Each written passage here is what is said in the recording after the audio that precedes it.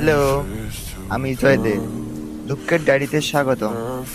আজকে বলবো সেই গল্পটা যেটা অনেকেই লুকিয়ে রাখে।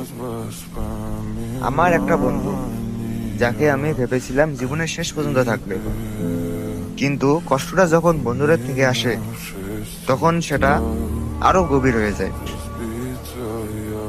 নামটা ছিল সমীর। ক্লাস 2 থেকে একসাথে সবকিছু শেয়ার করতাম: notes, secrets, dreams, even pocket মানি।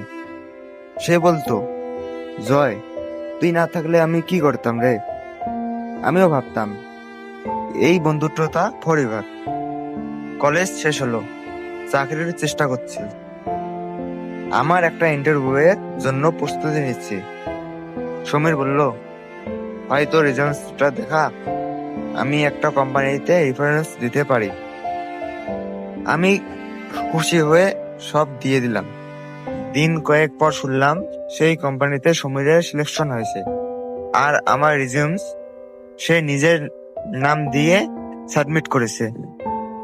আমি যখন জিজ্ঞাসা করলাম, সে বলল, দোস্ত, লাইফে কম্পিটিশন আছে, তুই তো পরে পাবি, আমার তো এখন দরকার ছিল। সেই মুহূর্তে বিশ্বাসটা ভেঙে গুঁড়ো হয়ে গেল। আমি কাঁদিনি তার সামনে, শুধু বললাম, ঠিক আছে, কংগ্রেস। কিন্তু রাতে একা বসে ভাবতাম, যাকে সব দিয়েছি সে কেন এমন করলো। তারপর থেকে সে কন্ট্যাক্ট কম করলো। আমি দেখতাম তার ইনস্টাগ্রামে জব সেলিব্রেশন পোস্ট, নিউ ফ্রেন্ডের সাথে পার্টি। আমি আমি শুধু সাইলেন্ট। আজও ফোনটা বাজলে চেক করি, হয়তো সমীরের মেসেজ। কিন্তু না, ডিলিট করিনি তার নাম্বার, কারণ ডিলিট করলে মনে হয় সব শেষ।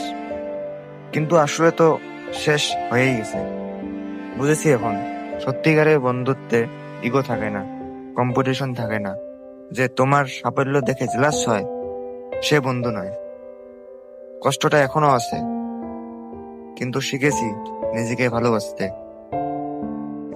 একা থাকাটা ভয়ের নয়, শক্তির। সমীর হয়তো সুখী আছে তার নতুন জীবনে। আমি আমি নতুন বন্ধু খুঁজি না, কারণ জানি যে সত্যিকারের হবে সে আসবেই।